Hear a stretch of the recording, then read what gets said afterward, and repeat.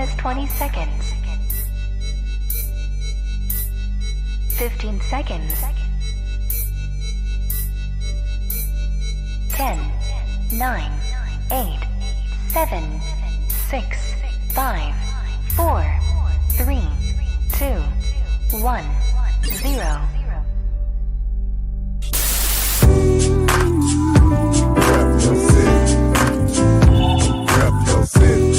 Okay. Rep your city. Let me see the mic. Rep your city. Give me the mic. Rep your city. I got you. Rep your city. I'm gonna tell you about mine. Rep your city. It's time for us to go live, so rep your city. I really would appreciate if y'all roll with me. Feeling this music cause it makes me wanna step. And if you don't want it to, then you lying to yourself. Cause every time we party, we gon' have fun. I don't know about you, but I'ma rep where I'm from. Rep your city. Okay. Rep your city. Let me see the mic. Rep your city. Give me the mic. Rep your city.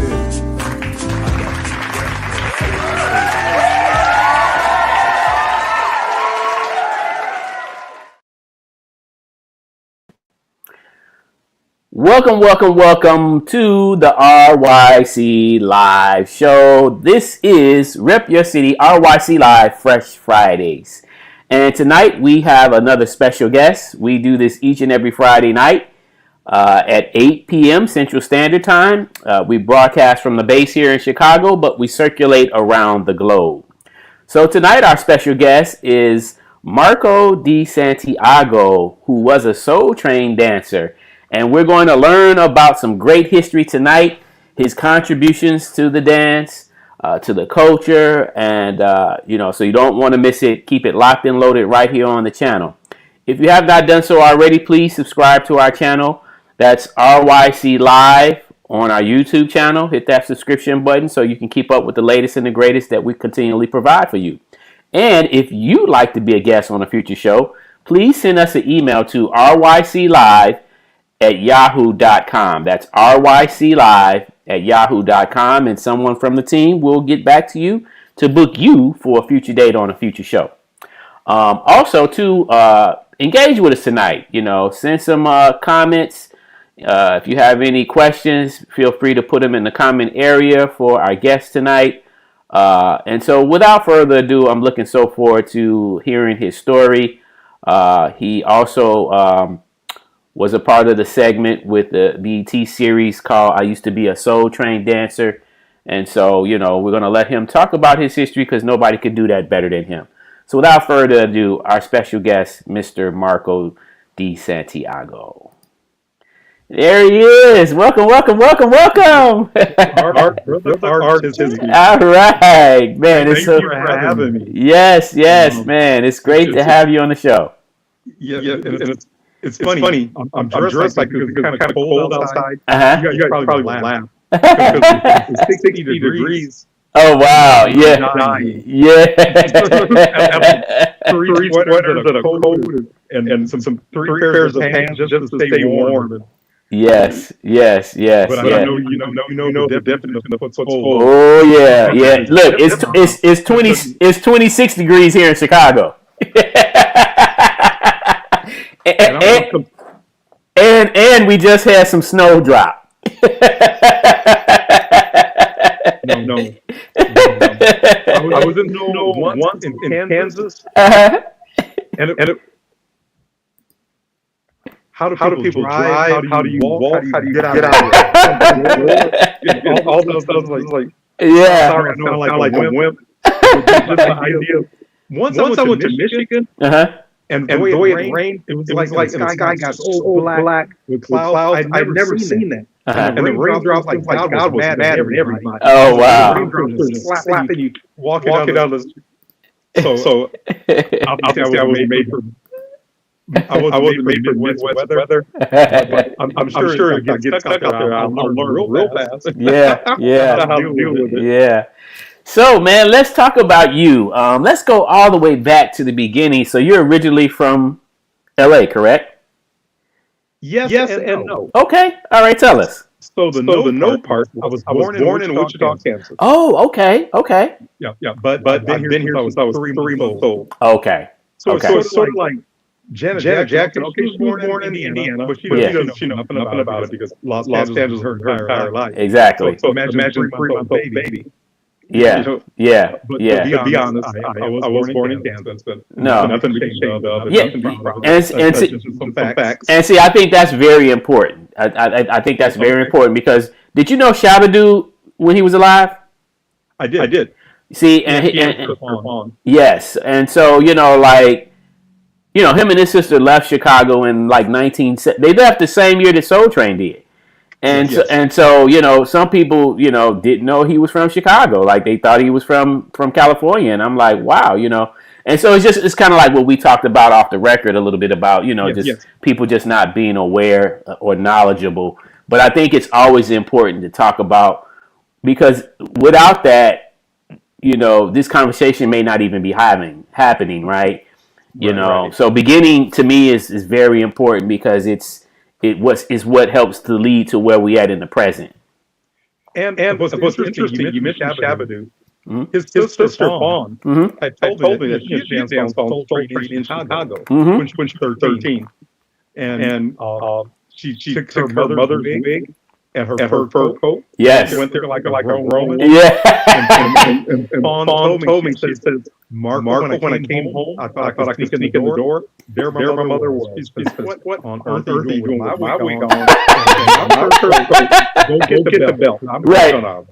And she said, mother put her in a way that she never got because her coats are a big deal. Yeah. And I don't know how much wigs cost, but her mother was mad that her daughter was trying to look grown.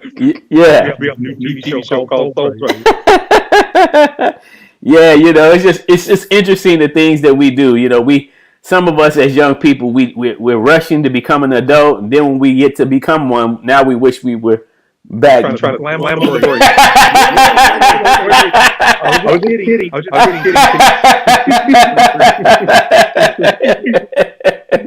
Yeah.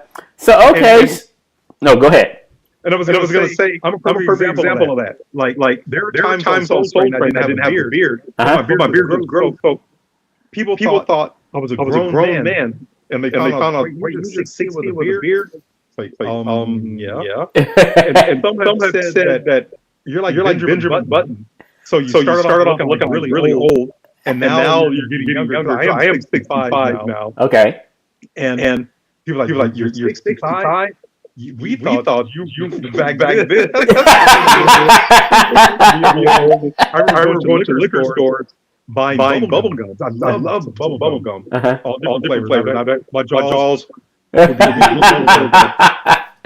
the liquor stores would say, we would have sold you. You don't want to buy any wine? No. So how old are you? Said, well, I'm 16. I would have sold you some any green springs or Thunderbird. Yeah.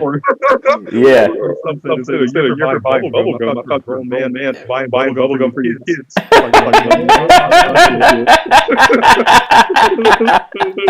funny. So let's talk about coming up in your neighborhood. What neighborhood were you from as a youngster? In California. I lived right across the street from 53rd and Western. There was elementary school, Western Avenue. And then I lived in the Crenshaw district. You know, we lived like on 11th Avenue. So with that, living like close enough to Crenshaw, there was fashion was kind of like a big deal. Mm-hmm.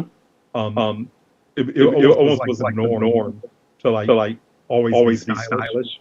Mm-hmm. If that makes any sense. Oh yeah. Older people did, and like Motown was a big deal, and a lot of well, it's sort of interesting because I think of like how the Temptations dressed, and there would be people from Chicago. Yeah. Whenever somebody from Chicago came to Los Angeles, people kind of knew. Okay.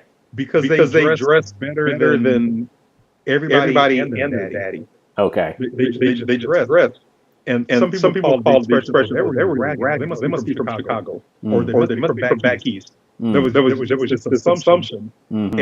And I get that. Are you from Chicago? I said no. And before I had gone there, even I had never gone to Chicago. People would assume. I said, why is that? I would ask them, so the way you dress. I said, well, I'm just from California, as they come. Right.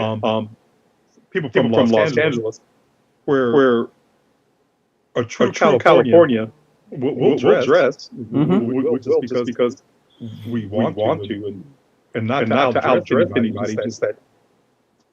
I remember even a few comedians would say like in the 70s, like people from LA were kind of bougie because they were dressed. And I thought, well, that's not me because I would hear people from Chicago or New York dress. Yeah. I mean, look at Don Cornelius. Yeah.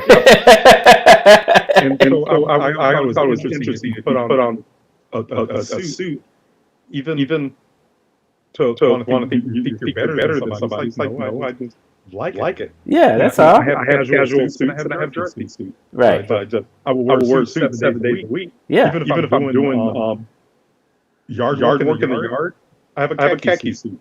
Yeah. Machine washable. Yeah. And that's just a preference. Like there's no crime committed when you have a preference, you know? And it's funny. Some people think it is a crime. Yeah. And so it's funny as time has gone on. Like, it's a crime, okay, arrest me, call the cash. Right.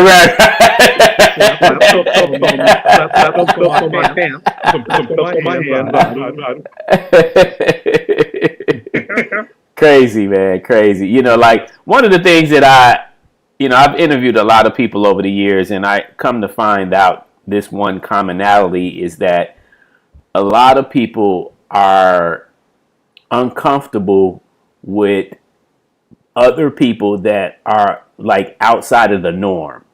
Like, you know, when you're in the norm, people feel comfortable. But when you're outside of the norm, it's kind of like, what is that? Why is he doing that? Who she thinks she is? You know, and my story. Yeah.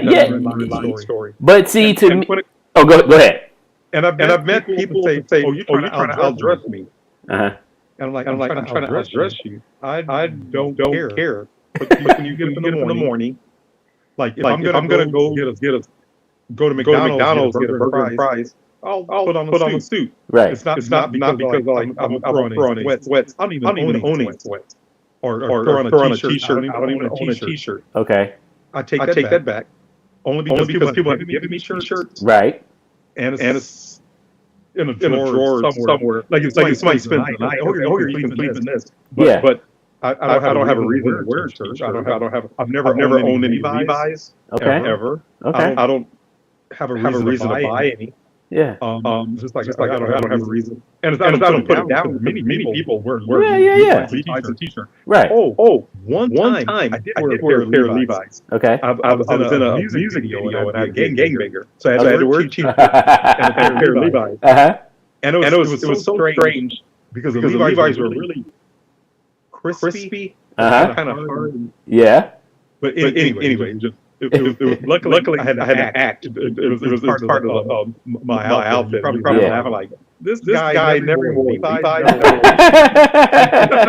but it's just like you said. All of us. The way I look at life is like food, right? Mm-hmm. And so there's so many different types of food with different types of flavor, and it's your preference what you choose to eat and what you like.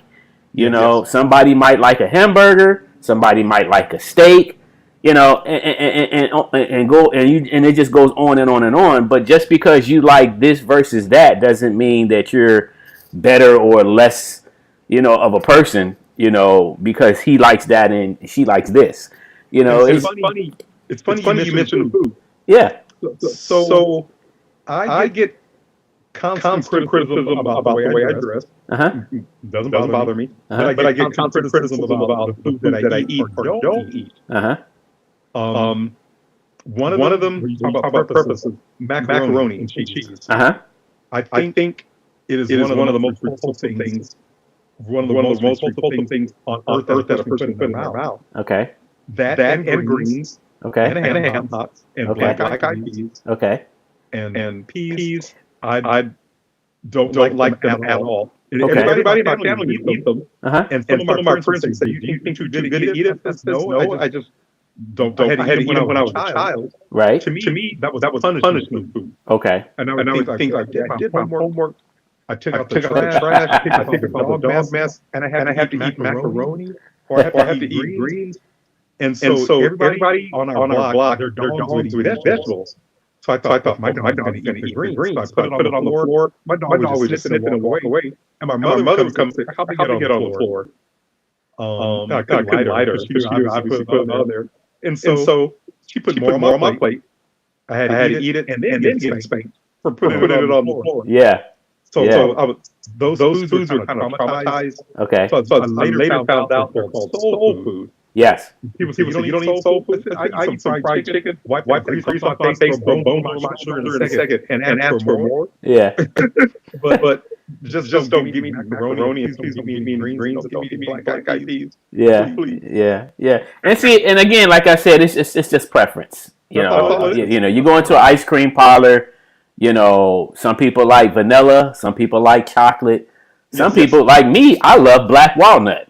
Okay, you know, I love that. Yeah, but some people don't. I don't like chocolate. I don't like chocolate. Yeah, see, and so it's preference. You know, so life is life. You think about it like this: God is really the greatest designer that ever lived, right? Because the way He designed the earth and us as humans. He gave us a huge selection of choices, you know, and just because you choose this particular style versus that style doesn't mean that you're a bad person. You know what I'm saying? You know, and you think you're better. Yeah, that's the hard part. People, you think you're better? It's like, no, this is just my choice. Yeah, that's your choice. Yeah, I don't put you down for Fruit of the Loom and I don't put you down. That's your choice. Exactly. See, yeah, So let's get into it. Let's talk a little bit about, because I want to paint the picture of, I know for me coming up in the 70s, you know, our family we were prone to watching Soul Train on television, you know, each and every weekend that it came on. And mind you, you know, we had Soul Train going on even before I was aware that it was even here. right? And so I didn't know, that this was happening. I was a youngster back then, so I didn't know this was happening. I really didn't know until like the mid to late 70s what this was when I started seeing it on television, because I would see my family tune in, and then I'm like, oh wow, it's black people on television dancing and singing. You know what I'm saying? Yeah, it was unusual.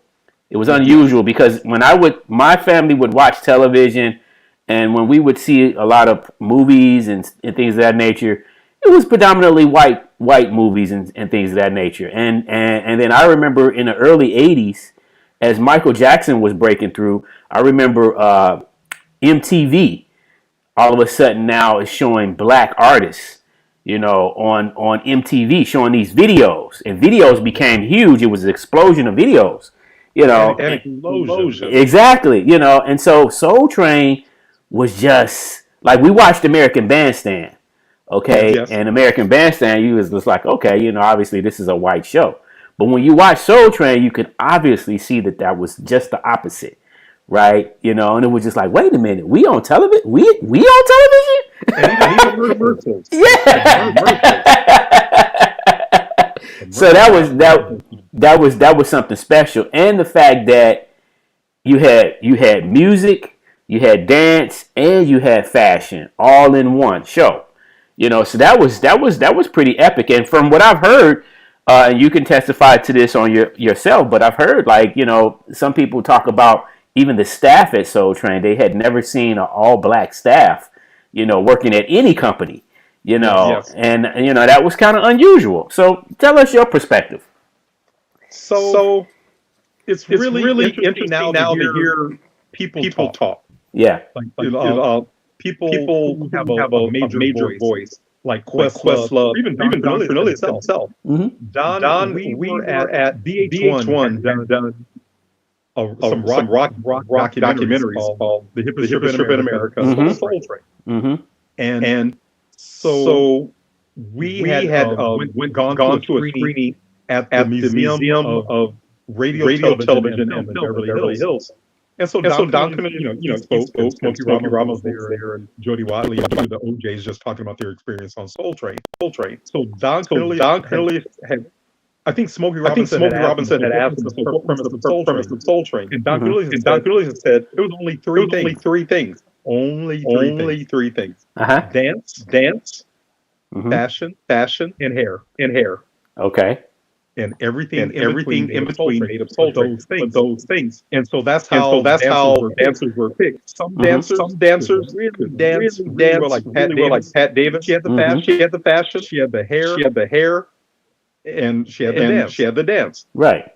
And then you had someone like Benita Jo Freeman. Mm-hmm. She wasn't exactly the prettiest girl, mm-hmm. but that dance was so major. Everything else was canceled. And so there were some dancers who just everything. And you had someone like Vicky Abercrombie. She wasn't the best dancer, but her hair and her fashion was everything. It was everything. And it's sort of like looking at someone like Lola Falana. Mm-hmm. She could dance really well. She wasn't the very best. She was so fine, finer than I. And everything else was just good. And so someone like Janet Jackson. She's not the best dancer. Not the best. Right. I'm sorry. I take that back. Not the best singer. Yeah. But the way she would dance and put her outfits together, she would entertain you. And your eyeballs were satisfied. Your stomach was full. And so there were people like that. I'm an example. I was never the best dancer at all. Mm-hmm. But because I had a big natural, and I would always dress. But one thing that every time I say I wasn't the best dancer, people always want to correct me. You held your own, mm-hmm. because I wasn't a locker, a popper. But I would make a concerted effort. If somebody came from Florida, or someone came from Wyoming, there was a dance. What's that? We call it the booty scratch. I would learn. I take the booty scratch on Soul Train, and then eventually, what is that? It's well, my niece's, my next door neighbor's little niece brought it back from Alabama. and it was always so nice to take a new dance on Soul Train. I felt we had an obligation what is the latest dance? Yeah. Because I'd watch different TV shows even if it was like the twist or the mashed potatoes, there was a dance. And so when I would learn a dance from another state, take it on Soul Train because we can. Yeah.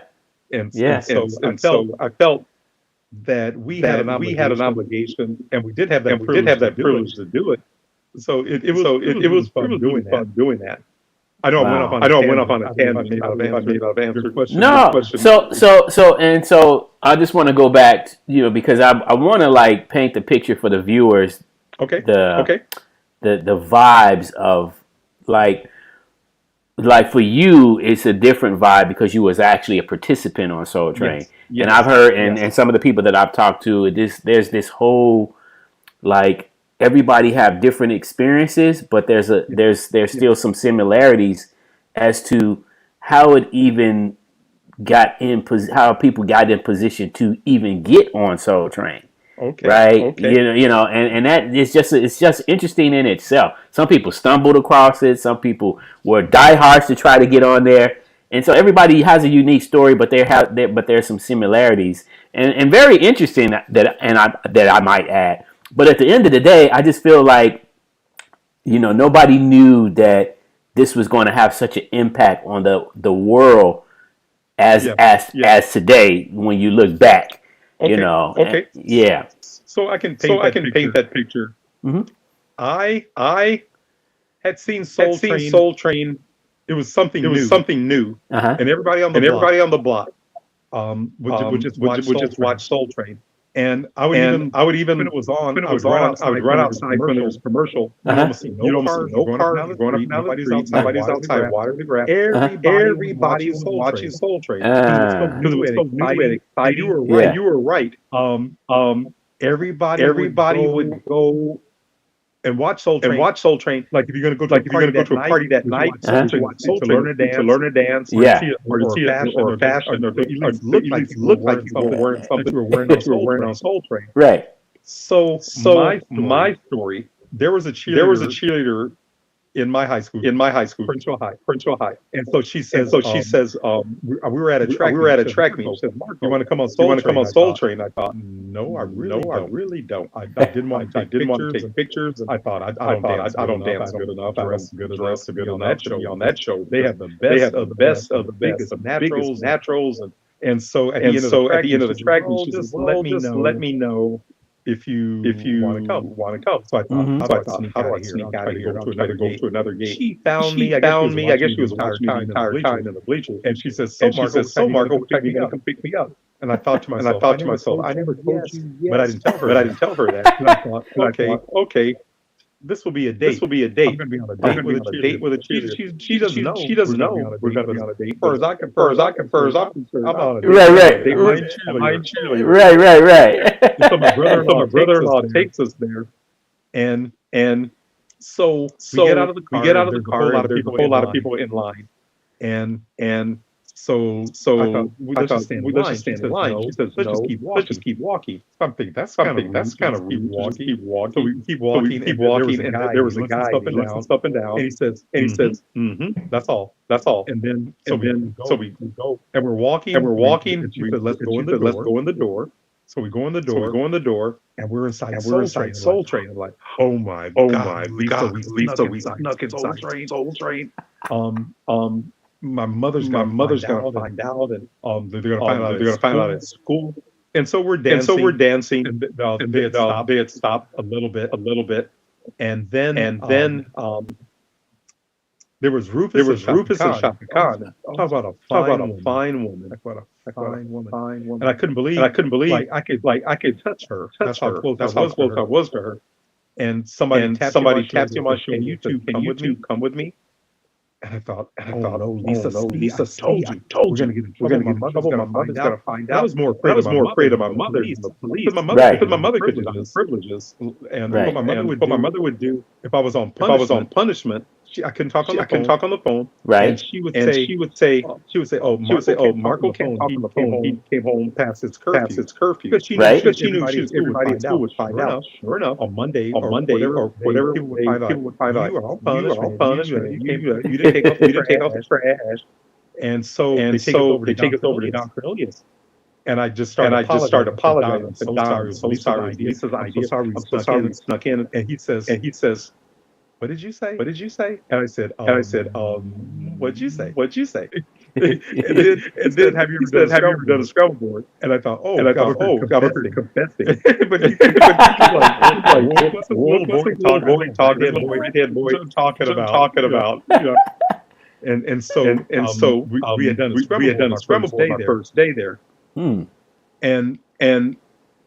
here's what's funny. With the Scrabble board, they give you a six-pack of Ultra Sheen. Okay. Afro-Sheen and Afro-Sheen Cosmetic. And for the lady, Ultra Sheen Cosmetic and Essence Magazine. The magazine for new black woman. Yes, I remember the commercial. and you get Panasonic 8-track tape.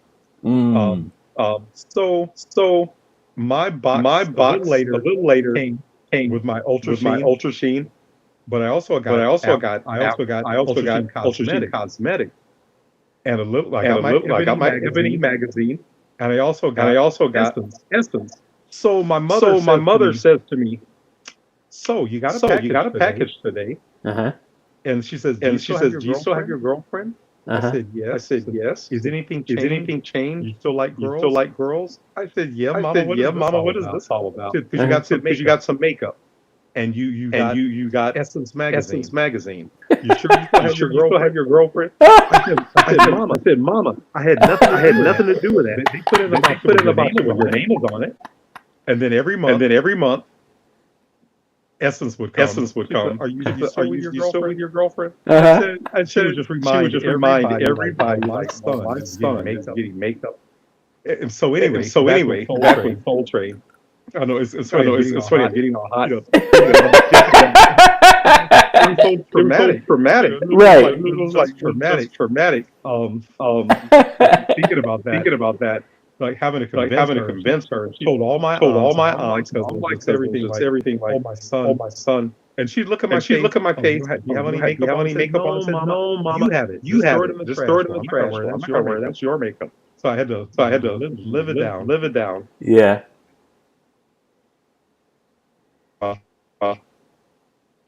Go hot.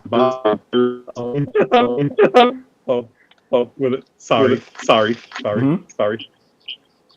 I'll get my composure. Okay. I didn't think it was going to be traumatic, but that was kind of traumatic. You brought back some old memories. I haven't even told that in a while. Wow. That's interesting because I know that Don had sponsors. You know, some of these companies, this is the reason why, obviously, you all got some of the prizes and things of that nature, because these were like sponsors, you know, for Soul Train. Yes. And so, and I also heard that, like, one of the things that Don wanted to make sure that the dancers, afros, people that had afros, looked good, because obviously you had the hair care products, connected, so it just made sense. It's funny you say that because I wore my hair in a natural. And it looked like I was using their products. Okay. And I didn't even care what I put in my hair. Didn't care. Whatever my sisters had, a lot of times it was just Vaseline. Yeah. I never used any shampoo. A bar of soap. Yeah. Or whatever. But luckily my hair grew. Yeah. And it looked like I was using Johnson products. And I saw the price. I'm not going to buy some Afro-Sheen. I can't afford this. Even like the spray, no Vaseline because my sister legs that was good enough. And plus, I swam all the time. So to put all these expensive products, I'm going to wash out in the swimming pool and washing my hair every day. Yeah. To wash out the chlorine. Swimming. So my hair just was the least of my concerns. Now let me ask you. This is a picture of you here. Now, Yep. was that Yep. for that particular time back then? Was that for you specifically? Was that a challenge to kind of the upkeep of the natural? Not at all. Not at all. Not at all. Okay, so did you have like a pick? Like I know most people, I kept did. it. I did. I kept it in my back pocket. Okay. And you had Okay. to they fold them everywhere. Yeah. Like in, Yeah. like in liquor stores, you lose them all the time. They're so big. Yeah. And if you Yeah. can find small ones. Right. Right. And what I would do Mhm. because of my hair, I would put it in curlers. Okay. So you let that picture you show. You just wet it. You just wet it and put it in curlers, and then in the morning to take it out and just go and just Take go. it So out. it wasn't. Some people would braid their hair Mm-hmm. to make it bigger, but I would just because of what my sister would do. They would just say, "Here, put some curlers in it," and I would just use maybe 5 or 6. It wasn't curlers all over. You just grab a bunch of hair while it's spray bottle of water, and it was just so easy. Yeah. Okay. Okay. Cool. That's what I would do. So what would you say your particular dance style was on Soul Train? If anything, it was eclectic. Okay. Yeah, I mentioned a little earlier that I would get dances from all over. Uh-huh. All over. And so that was sort of my specialty. And then no one had noticed or dance coordinator because I think that's what you're doing. You get dances from all over. Uh-huh. And it was to me that was just fun to do.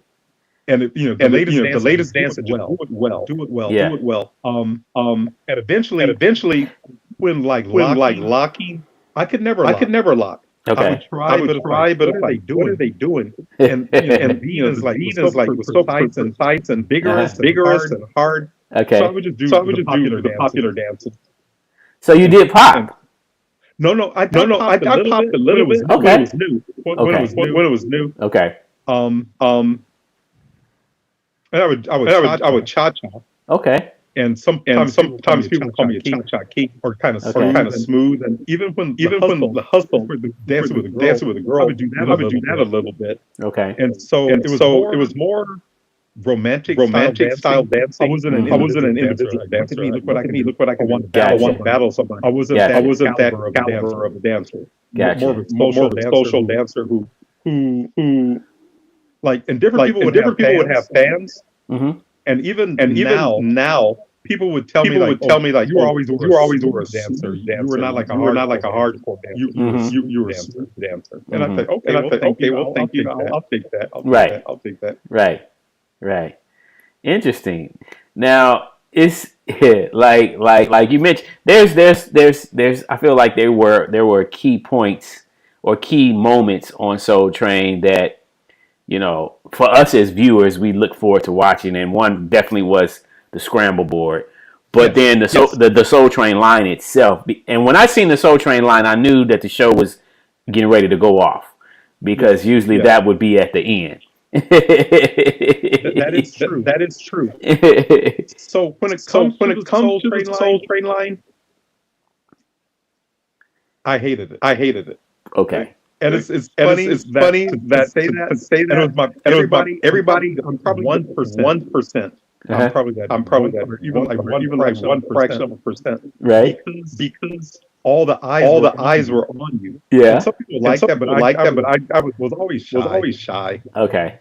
And the other thing, I could worry about everything that no sense at all.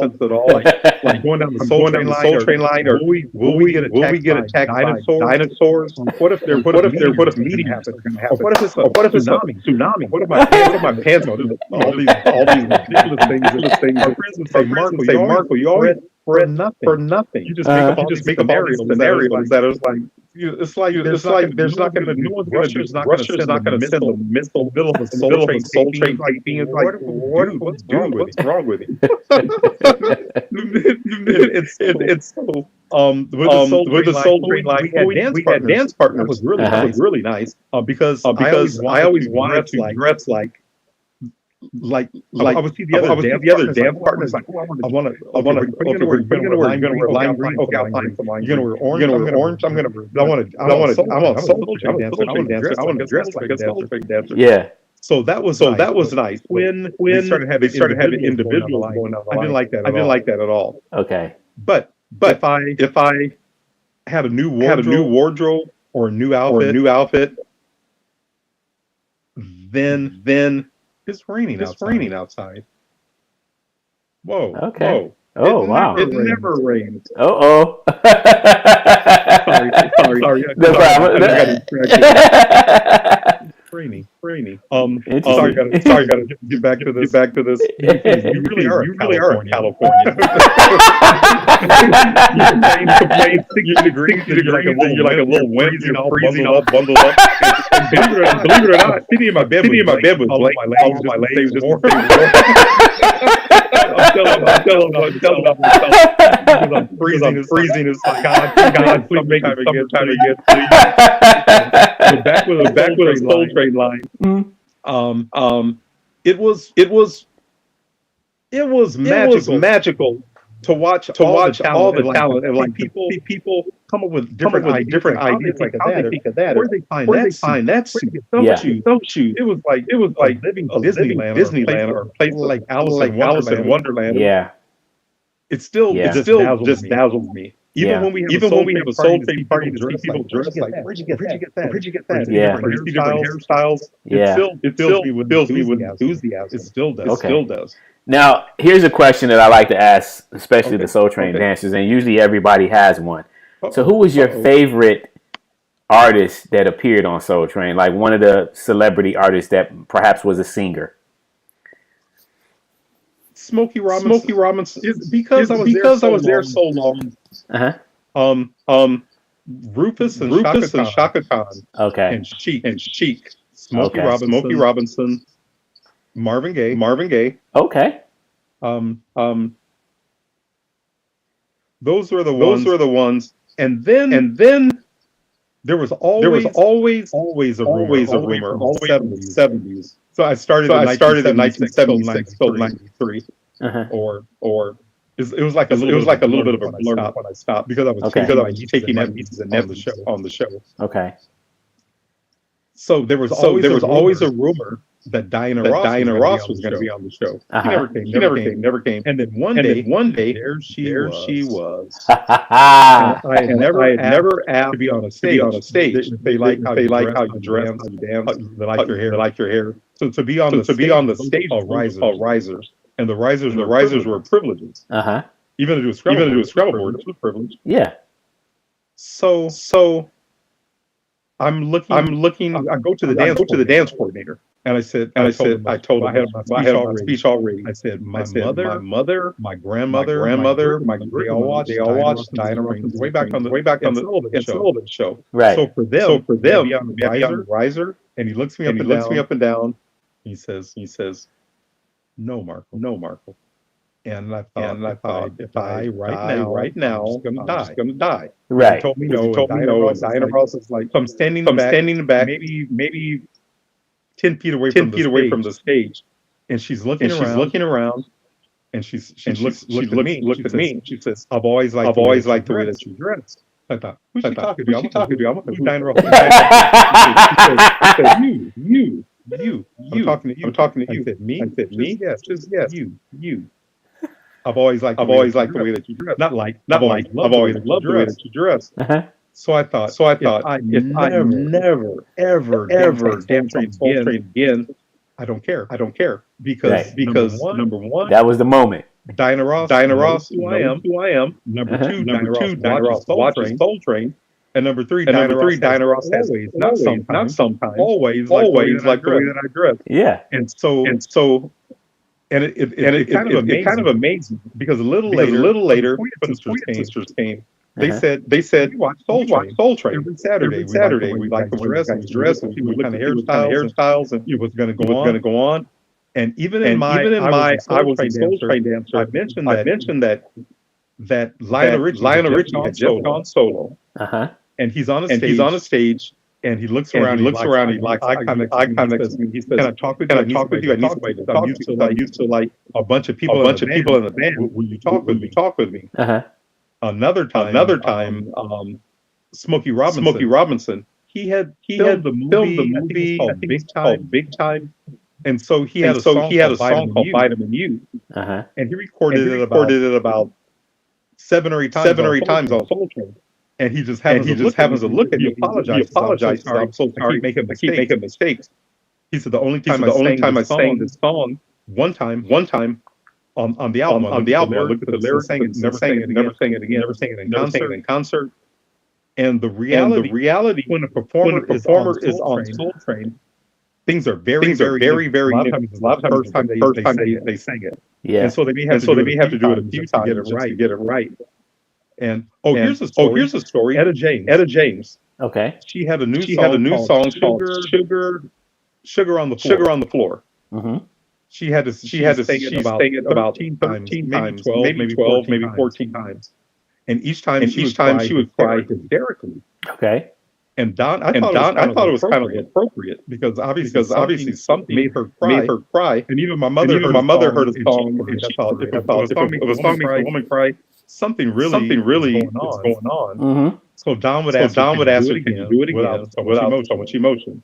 So she finally sang it, and she still cried at the end. But it's on YouTube. But it's like each time that she sang, and I thought that was a little rude for him, even though it was his show. Right. But for her to cry like that really happened in her life. And I need to Google those lyrics. But apparently maybe she felt like she was sugar on the floor, and people stepped on her. I don't know. I don't know. But it was one of those things that watching different acts that was so legendary. Like when Donna Summer with Free to Pain. Fine. Free to Pain. Did God really make a woman fine as that? And it's so Vanity 6. I know I'm going on a tangent. No, it's fine. Remember, yeah. If you think about all the decades I was there, I literally had seen. Even if it was a group I didn't care for, we still saw them, and we still had to dance, and we had to dance. Don would say dance like the biggest hit. Okay. Even if and we would be disappointed. Some acts who would come because we wanted to see the latest all the time. And then as we got older, we realized Don was given a group from small town Alabama, national. I'm not national. Worldwide exposure. But when we saw, we don't want to hear that. But Don would say dance, and he'd have to get people on the dance floor. And I'm trying to think of. I can't even think of their names. Or Al Green. He would come back a lot. OJ's. Okay. Every I could. Here's a funny story. So the OJ's and Don, I could tell they were friends. Okay. Because the OJ's would say, they would tell your mama joke. And your mama's so fat. I don't know how to tell the joke. But if Don could get mad, kick him off the show. And Don would. He would come from Chicago. We saw that Chicago side of Don. Your mama so black, and your mama's hair is so nappy. And to hear Don with that voice about somebody's mama. It was like, and he told with them. And he talked about your clothes like some polyester. Your last record was good anyway. And to hear them go back and forth. It was like Don, he's okay. But nobody else better. Right. He was not a friendly man. Okay. He was aloof. Like if you were to say hi to him, like pretend I'm darkening you to say hi. Just say hi to me right now. Say hi to me right now. Hey, Marco. Hey, how you doing? Wow. Just kind of cold with it, huh? Yeah.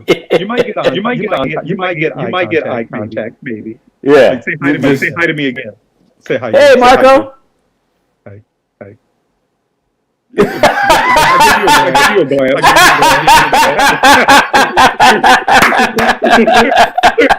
Wow. That's interesting, man. Yeah, it was. Yeah, it was. And I did like three times. Okay. Each time I did a Scrabble board, I was still terrified. Really? Because he looks at you, and I'm like used to him looking at, or even talking to you. Yeah. Don't even say hi to him. He's not gonna say hi back. Okay. You might be lucky to say hey bye. Yeah. Wow. But that's interesting. And it didn't. It's so interesting because I never knew, like, just from watching on TV, I never knew he was that stern. But like hearing people like you that was actually on the show talk about how he was in real life, it's just like, wow, like really, like, And then I seen the that series, I was a sultry dancer. Well, not that one. There's another one that's like it's like a movie. American Soul. Yes. And I was just like, that's only about 45 to 50% accurate. Okay. Only. Okay. The rest was just pure fiction, just for TV. Okay, well now let me ask you this: did you all eat KFC? Yes. Okay. and with the KFC, I never called it KFC. I called it fried chicken. Yeah. Because that was how good it was. Yeah. Don't call it Kentucky Fried Chicken. Yeah. Yes, and the only time we got fried chicken is if the company came over. Okay. Because otherwise, my mother was saying fried chicken as good as that. But KFC had that different flavor. It did. And that mashed potatoes and a gravy. I don't like coleslaw, but I would trade my coleslaw for some more mashed potatoes or roll. And then some people didn't like a leg, or I'd trade the pieces. And then some people didn't want theirs at all. I grew up on that Kentucky Fried Chicken. Yeah. So we later found out that Don owned one. Oh, really? And so he would bring it come there, like a catered service would bring it. But there was another chicken place called Golden Bird. Yeah. And that stuff was like egg batter. And it's really good. I think it's twice. Flour, egg batter. Then I forget how they do it. It's still delicious. Okay. But then when he bought a Kentucky Fried Chicken, he served it with an off-brand soda. It wasn't Coca-Cola or Sprite. Okay. It was Springfield soda. At least you can choose your flavor. Now that's interesting. That's the first time I heard that. Wasn't aware that he actually had an actual KFC or Kentucky Fried Chicken store. Yeah, nobody knew. Just a few people. Yeah. And cool. This is like in the last 6 years. Enough other dancers knew about it. A few were kind of close to them. I think a few girls. So if you didn't want to eat the Kentucky Fried Chicken, you had the option. I heard that some people, obviously, that didn't want that, they would go across the street. They go across the street and get something else to eat, right? Something that was nearby, right? There was an Arby's. You can go to a McDonald's. Some go to a Mexican restaurant. There was a Denny's. Okay. Yeah. But you knew you better come back. Because some people would take a long time coming back. Because you get replaced. Oh, okay, gotcha.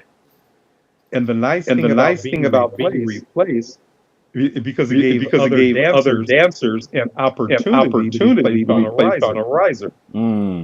Because somebody else was a regular dancer. Said, okay, Mark will go up there. Now's my chance.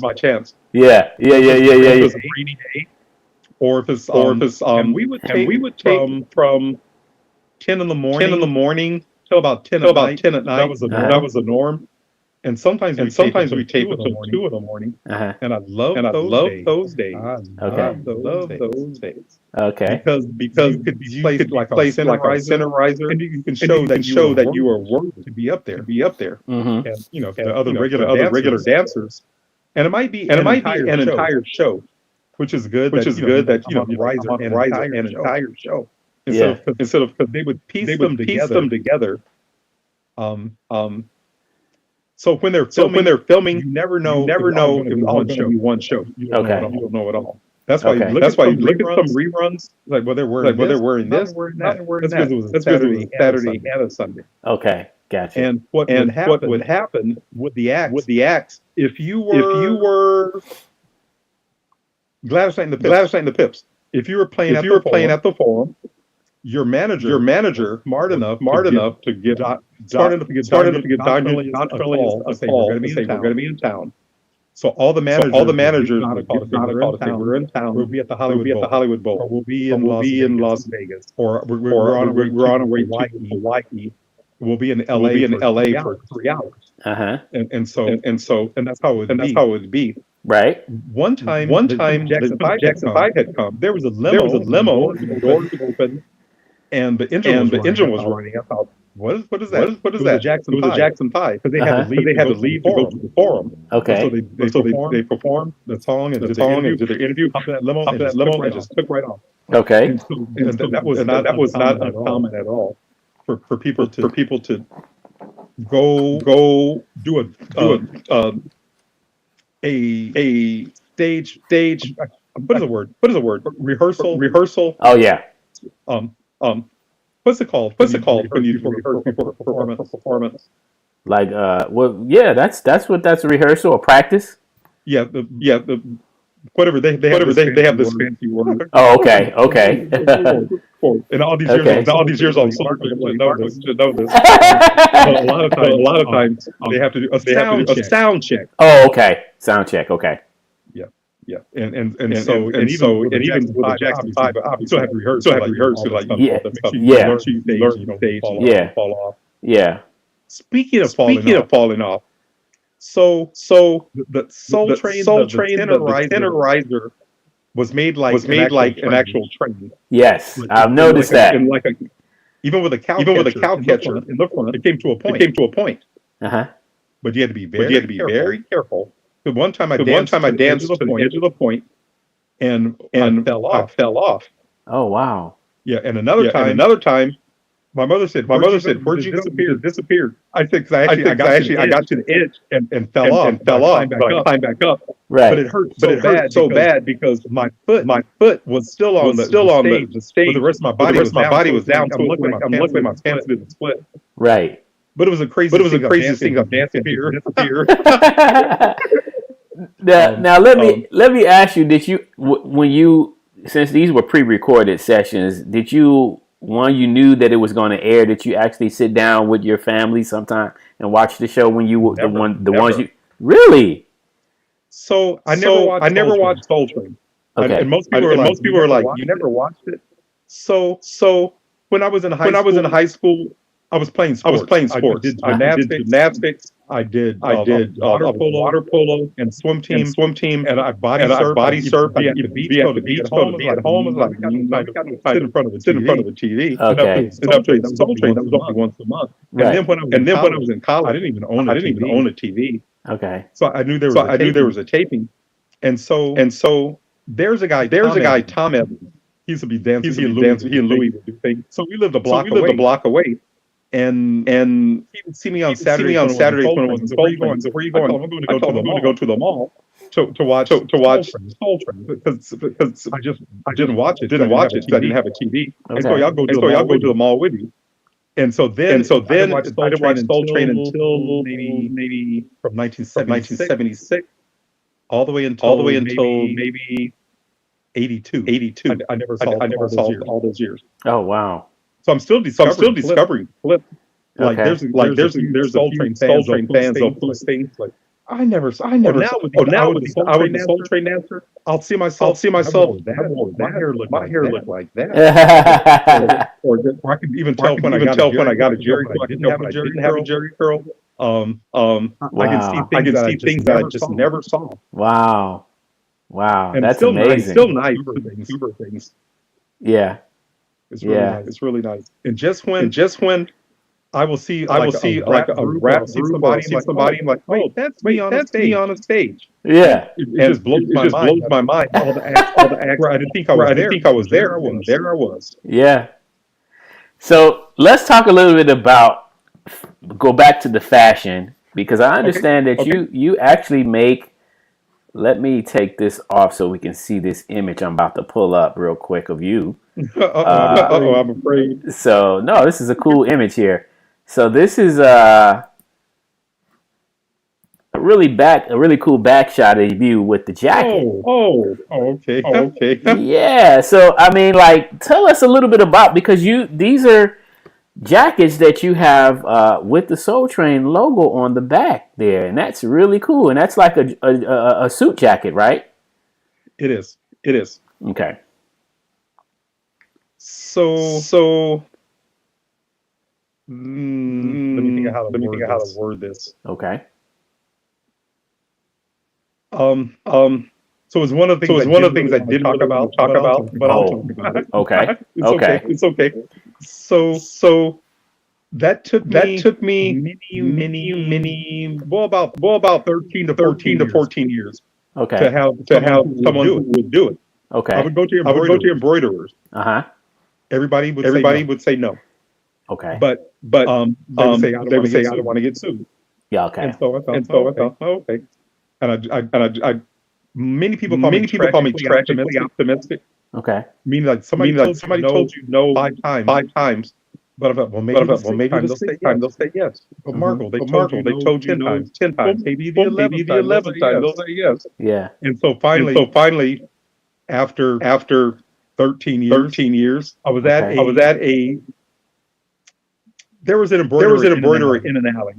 Okay. And I thought, what I have to do, tell me no, just get prepared. So I go in there. Fortunately, I Spanish. And the person inside, I noticed that they had an accent that wasn't a Mexican accent. Mm-hmm. And so as he's talking, I said, I noticed that you have a Spanish accent, but everyone who has a Spanish accent doesn't mean they're from Mexico. Right. I have a best friend from El Salvador. He said, I'm from El Salvador. And he looked and smiled. Happy that noticed Mexicans. Okay. Because there's sort of hatred between people from El Salvador and Mexicans can't stand each other. And I witnessed it all the time. Here in California, here in LA, they're both here, and they don't like each other at all, and don't want to be confused. And I respect that. Right. And so I told him, I said, I used to dance on this TV show. The owner has died, and the show's no longer on. I said, would you do this embroidery? He said yes. And I was like, all these years for me being optimistic. He said yes. Mm-hmm. He said, but it'll cost you $400 to set up. I thought, I don't exactly have $400 right now, but I'll come back when I do. Mm-hmm. It's maybe a little later I did go, and so different people, different Soul Train dancers will ask me to have it done.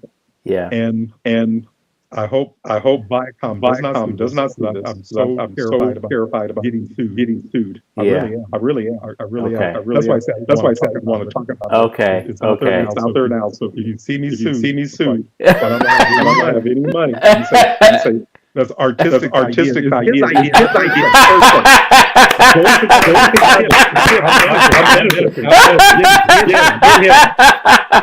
Take his whole museum.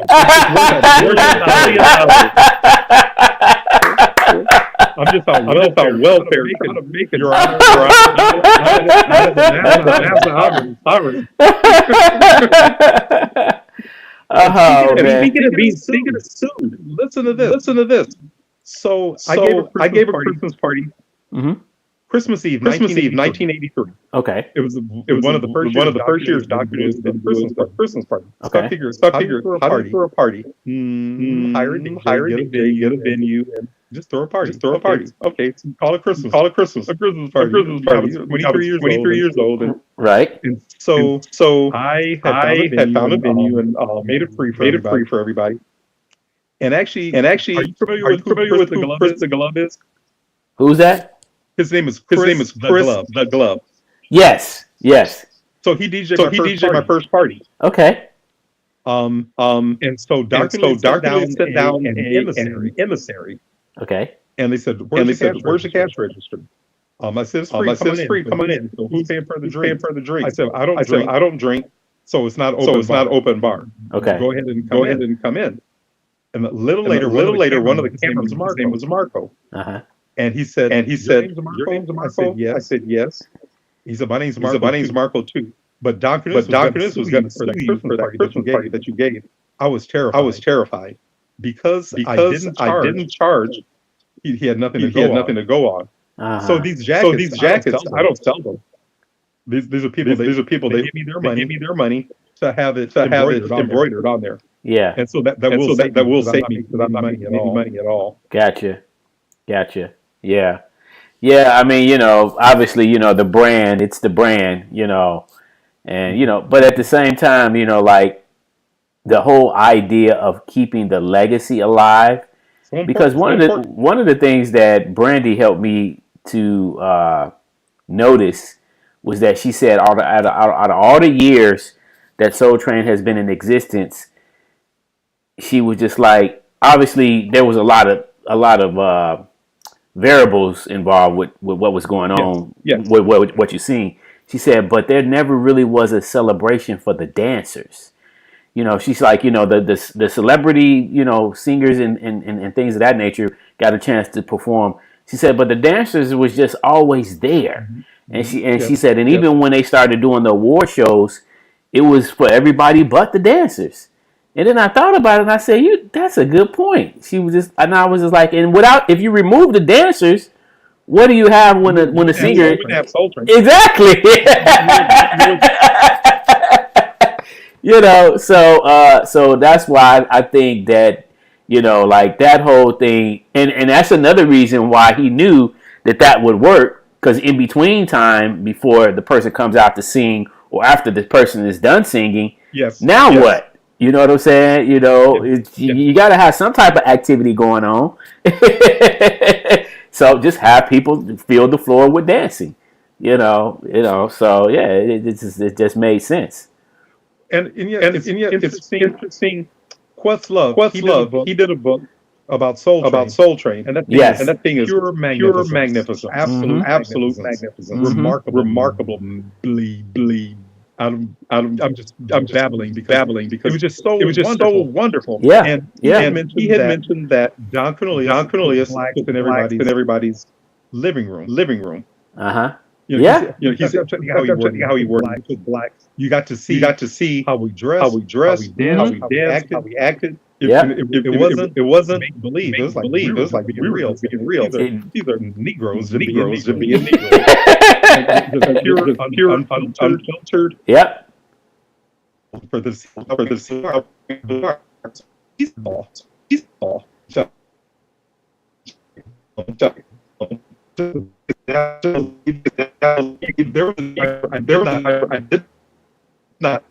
I learned from my sister, how to do it. How something called a curly natural. Okay. And with the curly natural, it made your hair even nicer. It's like, that's if your hair allowed it. Right. And I didn't know how to braid. Because some people braid their hair. I could just grab some hair because it wasn't about looking good, smooth it out. Yeah. And it was just so nice. Just if I could wear curly natural again, I would. Yeah. I would. But back with Soul Train and like Questlove doing the book, and knowing how important dancers were, and even when performers would come, they would mention how important the dancers were. Marvin Gaye, you got to be amongst the dancers. Yeah. And even with a lot of girls, I won't say any names, but Soul Train was a shopping center for girls, for different performers. Marvin Gaye when he married Janice Hunter, she was a Soul Train dancer.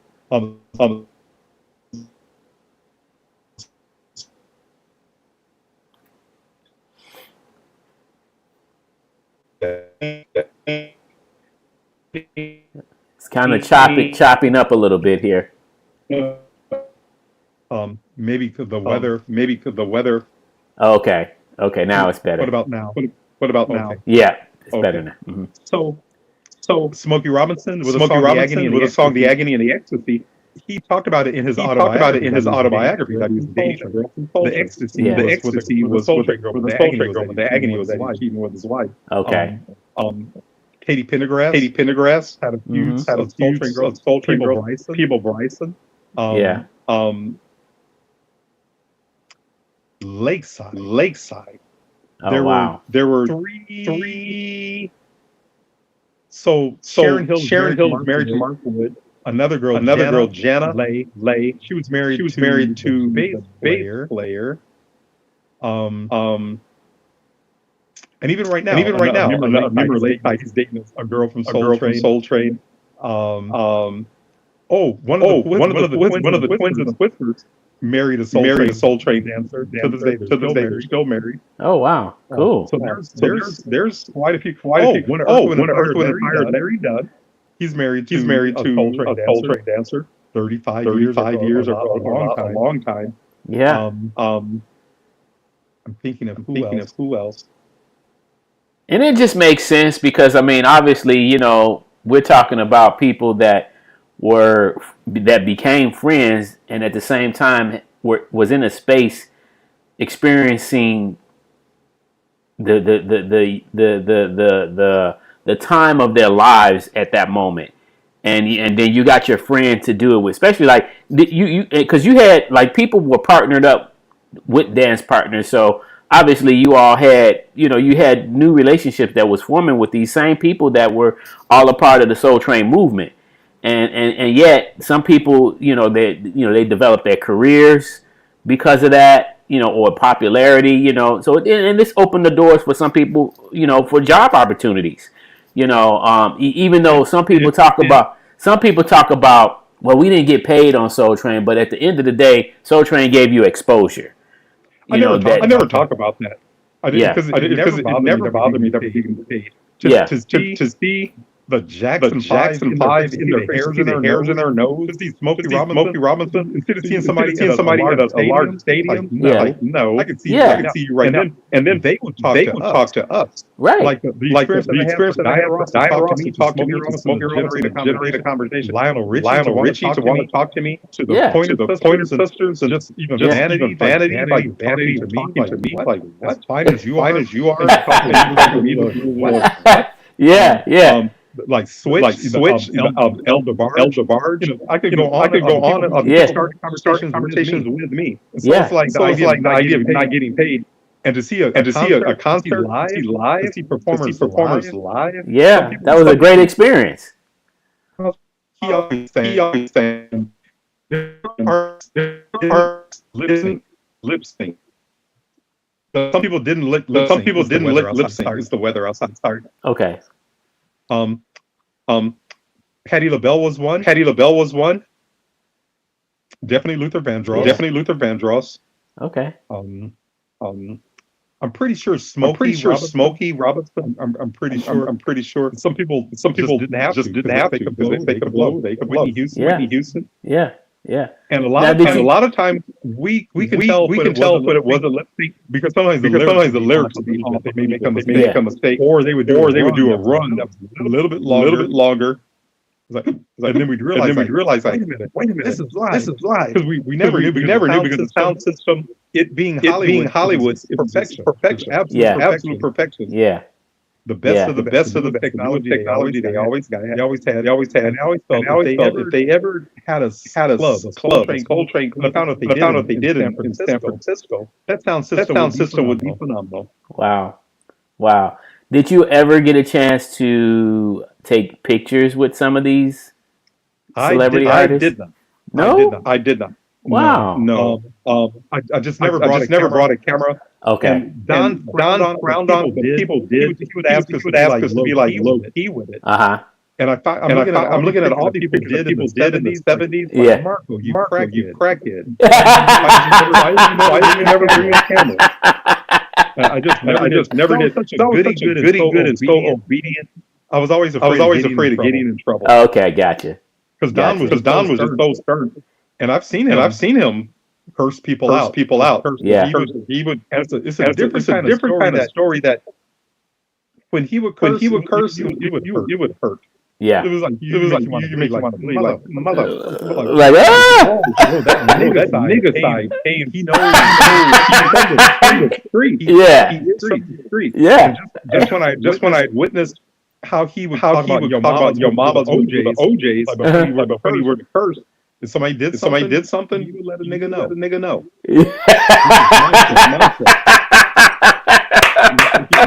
He would. Yeah. And he's not a short man. I don't think like 6'3" or Yeah. 4, but with that voice, and when he got mad, it's like he commanded respect. Even this because it was his show, but if somebody stepped out of line, we would check you. Yeah. And some people you had to put out. And they knew that you're not welcome back here. Right. There you go. You would do it publicly, so you knew. Yeah. Don't even. Yeah. No, I get it. I get it because you got to think of it like this too. Like what he did at that time was really unprecedented. Like there was nobody that was a black ownership in operation to that extent at that time. You know what I'm saying? In terms of TV, you know, so that was unprecedented at that time. You know, so I get it. And it's funny. I wouldn't change anything. All the years. Only me. I would change me. I'll go down the line more often. Okay. Because sometimes I wouldn't go out the line. But I wouldn't go. And all the time, sneaking out the line. And I would have. Even though go down by myself, I would have gone down with a girl because it was different people would do original things, and I just wasn't as imagined. I was so afraid of Don getting on his bad side. Gotcha. That was the biggest thing. I just really was afraid because I had seen his. Yeah. I'd seen him curse out before. Really bad. Wow. Mother. Yeah. Now you danced for quite some time. You know, really a good 16 years on the show. What was that conclusion like for you? What happened? You know, wrapping up the conclusion of you dancing on the show. So hip hop. Really? Yes. Wow. There are dancers on the show older than I am. And I'm gonna show them my ID. Like we thought you were a grown man. We didn't know you were as young as you were. And it became an effort to learn the dances. Okay. So when it was no longer fun, like an effort. It's like Marco. Time to go. It's time to go. And it was hard. I would still come though. That's why when did I really stop? Because I would come sit in the audience. Okay. Because like in the late 80s, early 90s, when Don finally learned to like rap. It's like you didn't know who was going to show up. You didn't know. And these rap bands, he could get like 5 or 6. They didn't come with a band. Yeah. Just give them some microphones. Get them up. Yeah. And so he can just really do it. It was just like wait, is this? I'm trying to think of all the acts, and I even like De La Soul. Is that Run DMC? Is that you know? And you had to look at them because you look at the album cover like because they stand on the stage when the music would start, and like the hip hop hit, they worked. I'm like, I didn't really. I was deep into. Okay. Bring up Duran or Spanish or LA or Politi. I'm there. Yeah. A lot of rap group was clueless. Okay. Who they were. And they put me on the stage. Like, I don't know. I remember one time. Speaking of which, I hated Rappers Delight. Okay. Hated it. Okay. Because I thought it required no talent. Okay. Number one, you steal Chic song. That's not borrow. You stole it. Yeah. And then you recite to the beat. Not talent. Okay. So go. Just go. Right. And then, so when they come to Sultan, they put me on a rise. I'm thinking, okay, I have to dance to this garbage. And so as I'm dancing, every time I turn my back, and I'm laughing. Marco, that's what you get. But the song, you can't help deny. It's humorous. Right. And it's funny. Your mama's food tastes like wood. It's kind of funny. Yeah. It's not so painful to dance to this. And then even with like some stuff kind of just funny. It's like, oh, I can like this rap stuff. It's not so bad at all. Right. And then to listen, it kind of like stole my heart. Anything is like just when I wanted to hate it. Okay. Because of the idea of sampling. It's like I'm thinking, pick up a guitar, pick up a drum. But then I realized what they were doing. There's some collages. Like people would take magazine pictures and make a collage with what you have. Young guys, that's all they have. Yeah. And then I had a different frame of heart, a different way to like. Okay, I was more compassion. Like this is just all they have. And I had to equivocate it to like doo-wop. These guys didn't have any instruments and harmonize.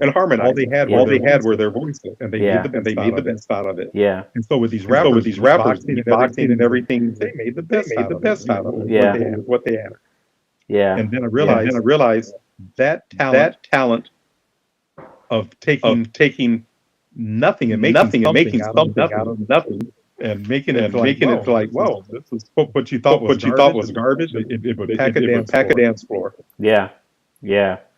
And I think for me personally, that's the reason why I fell in love with hip hop, because it had a lot to do with creating something out of very little, And to me, now obviously some people, they lacked, talent in more ways than one, but the majority of the artists' creativity thrived off of really having nothing or very little. Yes. And that's what made it so interesting. So admirable. Yeah, that's what made it interesting, And so, and a lot of people for many years didn't like it. If you were like an outsider, if you wasn't a part of it, you almost despised it. And people thought that it was not going to last. They said it wasn't real music. They said it wasn't real art. They said it wasn't real dancing. Like people used to. I was a break dancer back in the 80s. Yes. And people used to say, "Oh, you're going to hurt yourself. That's very dangerous." which it was. It was. Yes. But it was. I had never seen that type of dancing ever. You know what I'm saying? Like the stuff that they were doing, man, it just amazed me, and I was immediately attracted to it. I have a breaking story. Okay. And so also when it comes to rap, Don Cornelius, he says there was a time I didn't like rap, and there's so much evidence on YouTube of him like being condescending toward rappers. Yeah. And he said that I used to despise rap. Now I like it because it's inclusive. If you have something to say, you don't have to sing like Luther Vandross, sing like Smokey Robinson. But if you have something to say, yes, then you have an audience. There's an audience to hear it. That's why I like rap, because if you have something political, something religious, you'll have an audience. And I admire that Don had changed the part. Yes, with me, Ben De La Soul's Jennifer Ogeni. Okay, yeah, I remember that song. And so it was so primitive, like just guitar, ding, ding, ding, ding, ding. Yeah. And it was so rhythmic. Who could not like that? and to hear different, even my mother who didn't care for rap, but she liked Daddy Kane. And it's so during the golden era. Oh, speaking of which, I'm going on a slight tangent. In January, I'm going to have a Soul Train Golden Era party. Okay.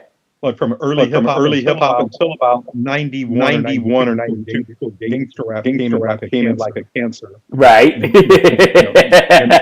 so have a party. We're going to play. I have a few artists, like they're visual artists. Like magazine pictures. So the screens are like ceiling. And we'll do like commercial, cross colors, classy curl commercials without the audio, just on the wall. So as the DJs are playing all the music, probably try to do.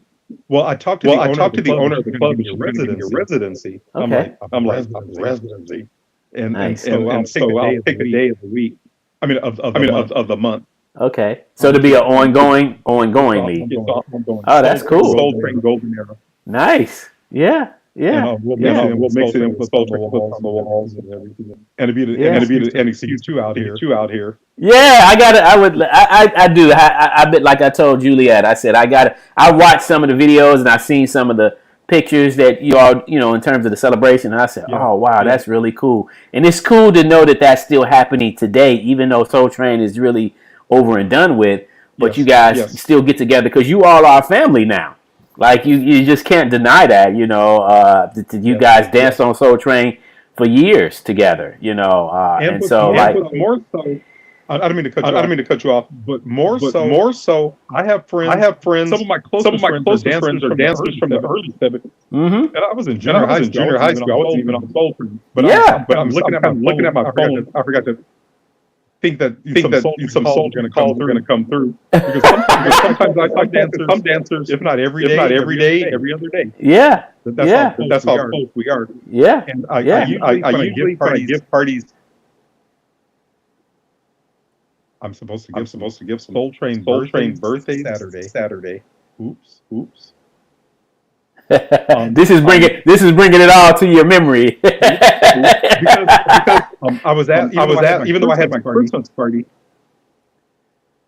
There's some birthdays today. Different club promoters will ask me, like, Marco, you can throw a birthday party here. Yeah. And I didn't take them up on the offer. Okay. Only because I still have a bunch of toys. I have the toys delivered from the toy drive that I just had. So this is and that's the other reason why I'm not really prepared for this interview, because the Christmas party is just all this. I'm like right in the middle. Yeah, I understand. Doing things. Yeah. And then I have to speak Saturday morning. Anyway, this is the time of the year. Bring it on. Yeah. Well, we're getting ready for the new year, 2025, and so. And it's a privilege. Yeah, it's just a privilege to still be here, right? And it was a privilege that people want me to talk. Even like with you, like when you wanted for me to be interviewed. I thought, how will I squeeze this in? But if I can't tell him no, because it's like he doesn't ask everybody. It's like I'm excited. I was gonna fit it in. Yeah. I'm supposed to be tonight, and I was supposed to be at a screening for Breaking. Yesterday, there were just like I heard about that. And I heard about that. To be there, forgot all about it. Have my tickets and everything. Oh, I was prepared to go. I can't go. Well, maybe I'll go after this interview. Yeah. And then I looked like no, it was yesterday. You blew it. Well, I heard that they're supposed to be doing some more of it this weekend. If I'm not mistaken, you're talking about for the movie Breaking, right? Yes. Yeah. Because I seen Boogaloo Shrimp. I seen him out there dancing out there where they filmed the movie in front of the Miracle, and they had a flyer that showed that it was supposed to be like a 3-day event. So it's supposed to be something going on tomorrow. Yeah. But so what would you like to say in conclusion to any up and coming dancer or person that's trying to get in the industry? What will be your words of wisdom to them? Well, I have been personally successful by just being Marco. Gotcha. And a lot of times you will get criticized violently, just violently. And if you believe in yourself and you believe in your talent, I have seen so many people train. It blows my mind. I'm just dazzled with the amount of talent. Not just dancing, but just singing. It makes me think of Motown. Mm-hmm. How these people could just sing. I think of someone like Marvin Gaye. You'll hear him playing drums on somebody's album, but and next thing he's singing, or like someone like Sarita, the background singer, even with the Supremes. And there's a song called Raindrops.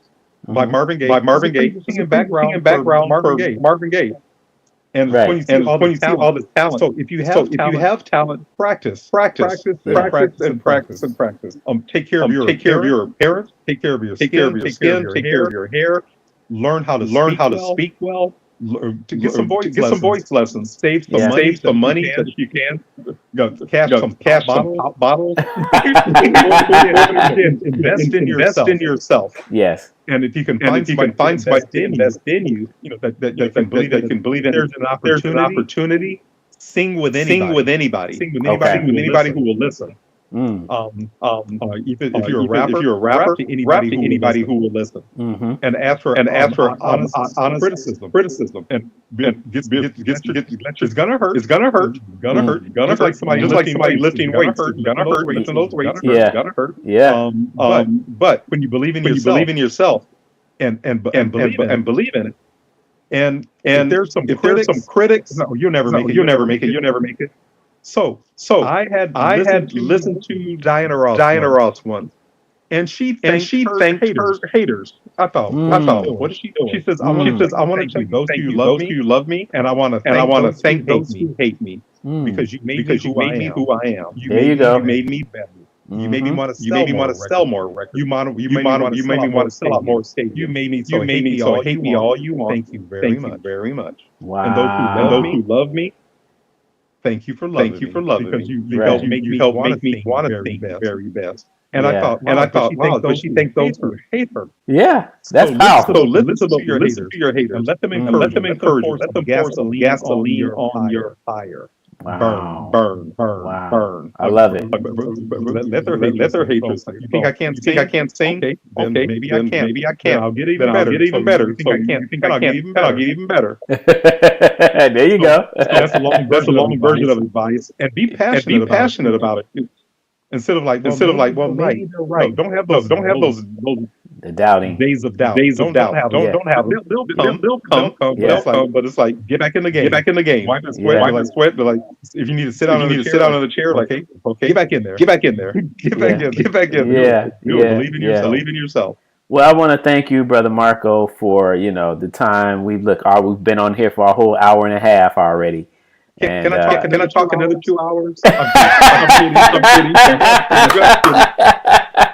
kidding. The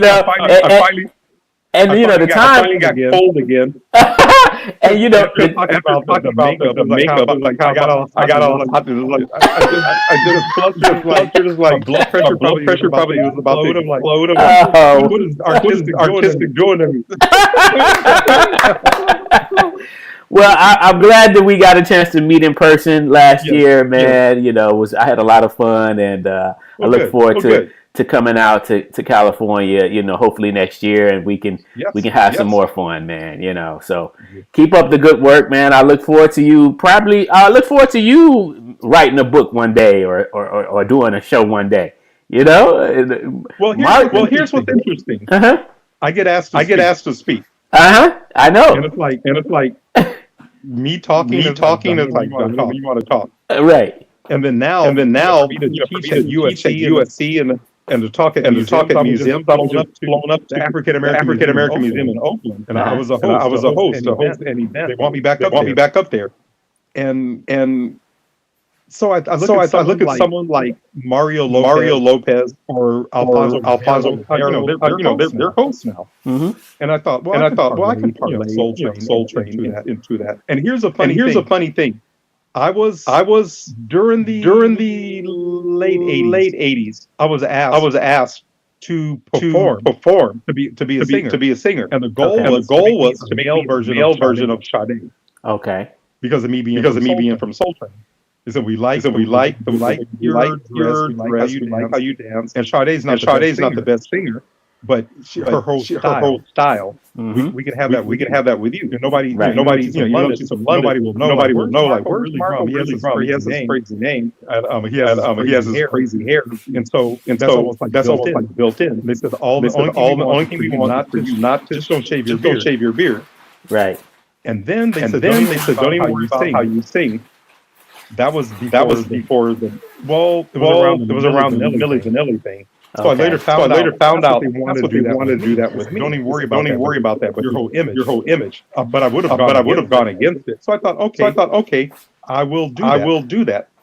But the person that I was working with, they ended up getting signed to Death Row with Dr. Dre. Wow. And so I was to be the star product. They had a boy band. They had a girl group. They had a male singer, and then it would have been me. The goal was to make me their male Diana Ross. To spend all the money because they really believed in to make me a version because Sade proved that there is a market. Yeah. And the same thing like Anita Baker. She has her own style. She doesn't sound like Whitney Houston. Doesn't sound like Patti LaBelle. And Right. so I would have had my own market. Put all the money in me, and it fell through.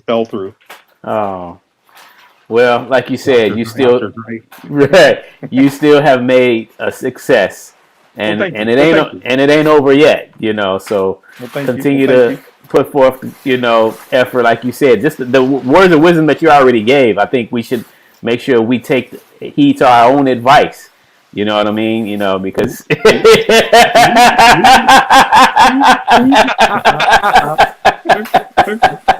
I can't get mad at that. So, okay, my brother. Well, it's been great. This has been entirely mine. this has been another episode of Rep Your City RYC Live, and we will be back next Friday, same time on the same platform, 8 p.m. Central Standard Time. But until then, don't forget to rep your city. And hey, man, I'll be in touch. We got each other's information, so let's keep in touch, man. And Chicago, LA loves you. All right, there you go. Originators, you're the foundation. We know that. We know that. And because of Soul Train in Chicago, we're here. You're the founders. We love you. All right. Bye. Take care, my brother. Okay. See you later. Peace.